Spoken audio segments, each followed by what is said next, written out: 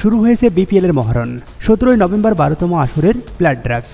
তার আগে সরাসরি চুক্তিতে 2 থেকে 3 জন করে দেশীয় ক্রিকেটারকে দলে ফেরাতে পারবে ফ্র্যাঞ্চাইজিগুলো। এর বাইরে নিজেদের ইচ্ছে মতো বিদেশি ক্রিকেটারদের আনতে পারবে তারা। তবে শর্ত হচ্ছে খেলাতে হবে 3 জন বিদেশি। ড্রাফটসের আগে কে কাকে দলে ফেরাবে এই নিয়ে রীতিমতো দর কষাকষি শুরু হয়ে গেছে। ইতিমধ্যে সরাসরি চুক্তিতে চূড়ান্ত হয়েছে বেশ কয়েকজন দেশি বিদেশি ক্রিকেটার। কে খেলবেন কোন দলে এই নিয়ে থাকছে বিস্তারিত প্রতিবেদনে। 5 দলের বিপিএল এবার নতুন মালিকানায় ফিরছে রাজশাহীর ফ্র্যাঞ্চাইজি রাজশাহী ওয়ারিয়র্স। টুর্নামেন্টে নিজেদের শক্তিশালী করতে বেশ সজাগ নবাগত দলটি। তারা দলে ফিরিয়েছেন জাতীয় দলের ওপেনার তানজিদ তামিম ও পেসার মোস্তাফিজুর রহমানকে। বিদেশি হিসাবে এখন পর্যন্ত তারা দলে ফিরিয়েছে পাকিস্তানি ওপেনার সাহেবজাদা ফারহানকে ও লঙ্কান পেসার বিনুরা ফার্নান্দোকে। এর বাইরে রাজশাহীর মতো সিলেটও নতুন নামে অংশ নিতে যাচ্ছে এবারের বিপিএলে। তাদের নতুন নাম সিলেট টাইটান্স। দলটি সরাসরি চুক্তিতে দলে ফিরিয়েছে মেহেদী হাসান মিরাজ ও নাসুম আহমেদকে।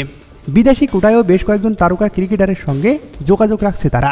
তাদের মধ্যে অন্যতম মোহাম্মদ আমির ও সিকেন্দার রাজা। আবারও ঢাকার মালিকানায় চিত্রনায়ক শাকিব খান। এবারের আসরে তারা নতুন কিছু করে দেখাতে প্রস্তুত।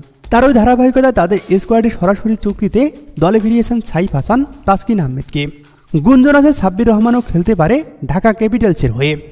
এর বাইরে বিদেশি হিসাবে ঢাকার জার্সিতে দেখা যেতে পারে জনসন চার্লস সহ একাধিক ক্যারিবিয়ান হার্ড হিটারকে। চট্টগ্রাম রয়্যালস এখন পর্যন্ত যাদের সঙ্গে কথা বলেছেন তাদের মধ্যে অন্যতম লিটন কুমার দাস, হাসান মাহমুদ ও তাওহিদ হৃদয়। বিদেশি হিসাবে তাদের ডেরায় আছেন বেশ শক্তিশালী নাম, যা তারা প্রকাশ করতে অনিচ্ছুক। সবশেষ বিপিএলের অন্যতম সফল দল রংপুর রাইডার্স। বরাবরই তারা শক্তিশালী দল গঠন করে থাকে। এবারও হচ্ছে না তার ব্যতিক্রম।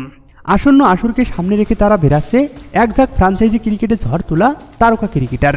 প্রথমে দেশীয়দের মধ্যে থাকছে সৌম্য সরকার, শেখ মেহেদী হাসান ও নাহিদ রানার মতো ক্রিকেটার। আর বিদেশি হিসাবে দেখা যাবে ডেভিড মালান, অ্যালেক্স হেলস ও পাকিস্তানি তারকা খুশিদিল শাহ, খাজা নাফে, সুফিয়ান মুকিম।